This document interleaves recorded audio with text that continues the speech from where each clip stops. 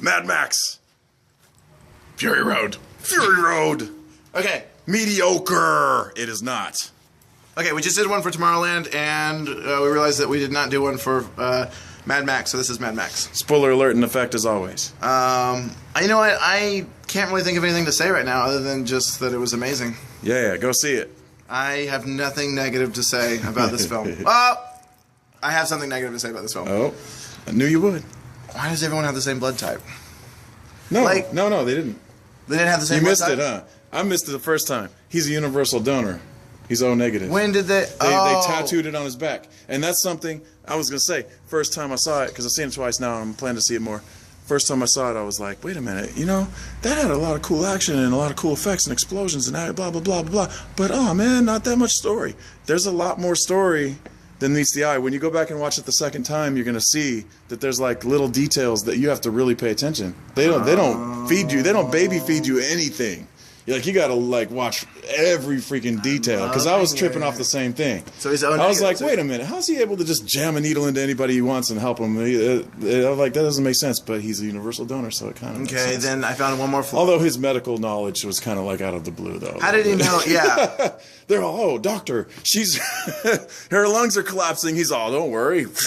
Here you go. Sorry, baby. He was a cop. Maybe he knew. Yeah, that's true. Maybe he knew that's something. True. I want to say that, okay, one more negative is when she punches him while he's wearing the mask, and she's like, ugh, and she punches his metal mask, he gets hurt, and she doesn't hurt her hand. That's the one flaw that I... Did she punch him with her metal hand or her regular hand? Oh, maybe it was her... No, I think it was a regular hand. Oh, yeah? I don't know, other than that... She's a pretty tough lady. Other than that, I can't think of anything. I thought it was a really simple plot, and I thought it was a really...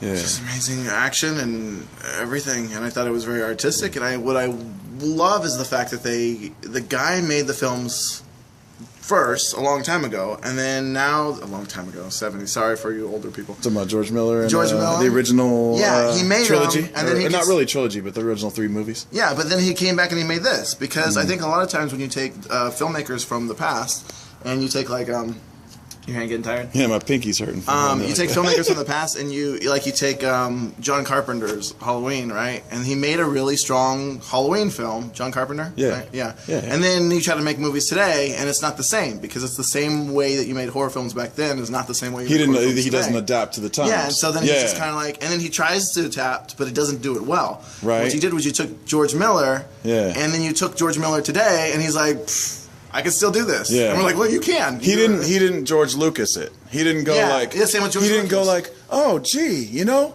like people love my old movies, but gosh golly, if I had all the technology of today, I would have like pink clouds and, you know, Jar Jar Binks, and he didn't do that. He like stayed true to his original vision that he just couldn't really achieve back then. Yeah, well. And I mean, not to say those movies are bad, but I mean, no, but still, you know what I mean? Pretty much all the filmmakers that have been making stuff in the 70s or 60s and 70s that try to make stuff now. I don't want to say every filmmaker, but a lot of them just can't adapt, and you kind of get these movies that are like, oh, this would have been really good if it would have been made 30 years ago. Yeah. But this one is just like,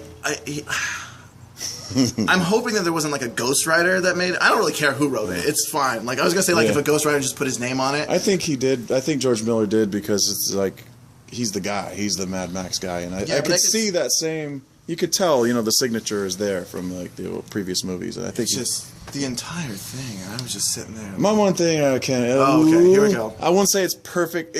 Tom Hardy.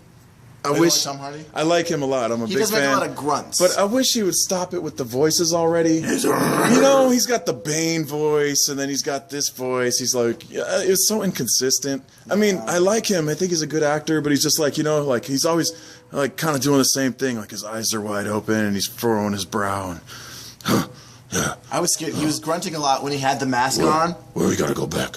You gotta get up. Yeah. You know, and then the next second, he's like talking like a normal guy, like, hey, where'd the ghost thing go? And you're like, what? What happened to the whole caveman thing you were doing? It kind of went away. I wasn't watching trailers for this because I'm staying away from trailers. So that's nice. Yeah, so I actually had a moment of like pure, I don't want to say joy because I don't want to make it sound perverted, but just that. Well, joy doesn't sound perverted. No, wait until I say what part I joined. Okay.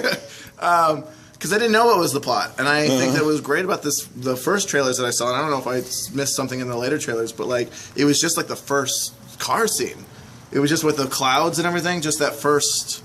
When the like the dust clouds and then went up, like that was the trailer, right? It was just that stuff. It didn't show anything from other, like I thought, maybe a little when bits. we were at Comic-Con, the teaser, Comic-Con, but other stuff it just showed like the part where the very first like minute. Yeah, they did like it. Okay, anyways, so I didn't know about the girls, and so whenever he came around, like he was like picked up the weapon, he was gonna come around, and then you just see a bunch of girls like bathing, and then he's like, like and I was like, it. Me too. I was like, what? You experience it right along with him because everything they've been showing you before that, leading up to that, is ugly. I mean, beautiful in the film sense, in the cinema sense, right? Cinematic sense, but ugly because there's a little like, what the heck was that little booger-looking dude sitting in with the megaphone and freaking like and Morton Joe, the villain, and he's like disgusting to look at. I mean, awesome, but disgusting to look at. Everything's dirty, rusty, dingy. Disgusting. And then here he walks around and you see like these it's like I thought it was a mirage maybe at first. Yeah, I thought it was because it was like all these beautiful women. Oh my god! And it's like the whole variety pack too. Like you got you got the redhead, the brunette, the couple of blondes, right? Yeah. Then you had the Zoe Kravitz, Lenny Kravitz's daughter. You know that? Oh yeah, she was my favorite. She was my favorite. But then they're not just there; they're in white, like watering each other down, and it was like just his reaction, like he's like, "Yeah, I won't get you," and then like, and it was. I experienced it. And it was cool how he had that moment. But then he's still Mad Max. He's still the guy. He's like shotgun to the, give me the water, cut this thing off me. Like dialogue, I thought. Well, first of all, her expression, Charlize Theron's like she did so much with just expressions. Furiosa. Like just the emotion. Speaking of beauty and ugly together, you know what I mean. She's known for that because obviously she's just naturally beautiful, but she allows herself to get dirty and ugly for these roles. It's but then pretty commendable. The dialogue, and it's been a while since I've seen this because obviously we didn't see it just now. But there was a line where he says, "Hope will drive." What was it? Hope. Whatever that hope line is when they're out looking, and like you don't get hope because when you can't achieve it, it will drive you mad. Whatever. Oh yeah, just an amazing line. Yeah, and it was very simple, and it was like because he's kind of a dumbed down kind of brute guy. I know he was a smart cop and everything, but he's kind of gone crazy by this point, and like that line like summed up everything. You didn't have to explain like who the little girl was or what. Or were they explained in other movies? Is that something I missed? That's it's been a while since I watched the original 3. I don't know what those flashbacks exactly were about. I mean, I remember in the first movie, his wife and daughter. Spoilers for the first movie coming up. His wife and daughter got run down by a motorcycle gang.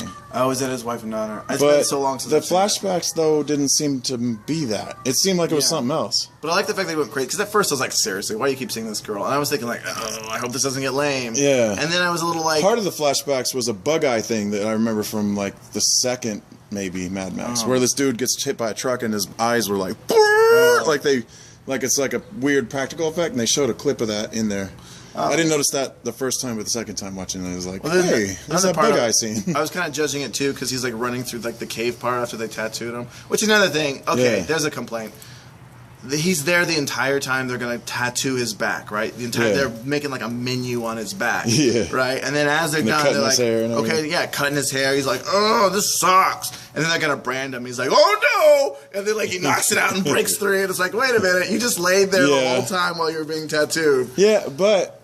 I'm going to be like Artie here. Shout out to Artie who does this. He closes plot holes when you mention them. I would love that plot hole closed. But what if he, that whole time, they just didn't show it, but he, that whole time, had been sawing away at the restraint or something. You know what I mean? And then when they came in with the brand, he's like, brand. That was his moment, and he broke. And you got me. Okay. Yeah. Cool. Okay, Artie! But then when he was running, right, because he's supposed to have a busted leg. Yeah. And he was running, and I was like, wait a minute, he's supposed to have a leg brace from when he got hurt in the other movie. And then I was like, well, maybe they just haven't done the leg brace. Maybe they just dropped that. And then later, when they showed him, like, in a cage, he had a leg brace. Yeah. And I was like, oh, you do have the leg brace, then why are you sprinting around the place? You know, I didn't notice the leg brace in either movie, but people told me. So next time I watch, I'm going to be watching for the... But I mean, I didn't care. But I see... So he did a Christian Bale in Dark Knight Rises. Oh, yeah, where he just gets better. Oh, my God, I'm an invalid. And the next scene, he's fine. And then, oh, my God, I'm an invalid again. And it's like, what's going on here? Just like his accent. It's like, come on, man. But other than Pick a course and walk it. Or limp it. I want to say perfect movie. But dang, they're perfect. Though. I just want to I love it. Yeah. I love the movie. And I'm scared to go back and see it again. Freaking dude in the red PJs jamming on a freaking double-neck electric guitar spouting flames out the whammy bar, man. I could see people saying that the movie was not good, and I could see them saying, like, come on, like, why is the guy playing guitar on the top? But I didn't care. I didn't care, though. It was done so... It's kind of cool though, because throughout history they've got like real life like and the drums they would beat or playing the horns to like religion they built inspire. Up. Oh, I'm coming. And I liked how that fool. Last thing was when Morton Joe, his speech about water and how he treated it like it was like a narcotic. Like, I don't want you guys to get addicted to this water thing. You know what I mean? Or you'll resent its absence. Yeah, he was an awesome villain. I gotta get going, but that's it. Yeah. All right, Mad Max, go see it before anything else. After itself, don't go see anything else because it's amazing. Okay. Yeah, love it. Go watch it. Yeah. Okay. All right. Peace. Bye.